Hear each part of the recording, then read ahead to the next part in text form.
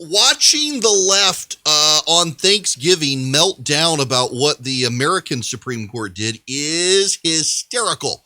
If you haven't heard, on Thanksgiving, well, it was midnight of Thanksgiving, the Supreme Court released an order blocking enforcement of a New York order that restricted churches and synagogues from meeting. In New York, bars and restaurants, hardware stores and bike shops and law firms and accounting offices and others could meet largely without limit.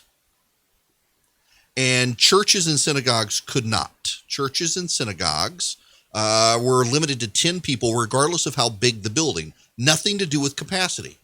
And when it headed to the Supreme Court, and the Supreme Court said they would take it, New York rapidly changed its orders so as to make the point moot, or so they thought before the Supreme Court. What really triggered the left on this is some concurring opinions, most particularly one from Neil Gorsuch, where Gorsuch said that it is amazing that secular convenience aligns with what an essential business is.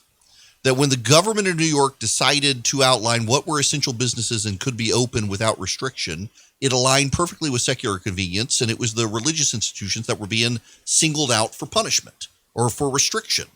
That wasn't the official per curiam unsigned opinion from the Supreme Court. That was in the concurrence, and that's what made news. And the left is also right. This is so unscientific by the Supreme Court. How dare they, this anti-science court? No, the entire issue is that the New York State regulations by Andrew Cuomo were themselves unscientific.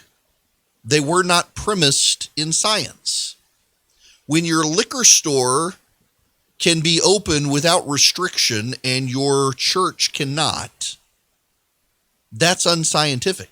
Now, what's so hilarious here is that on Thanksgiving, the Pope came out with an op-ed in the New York Times.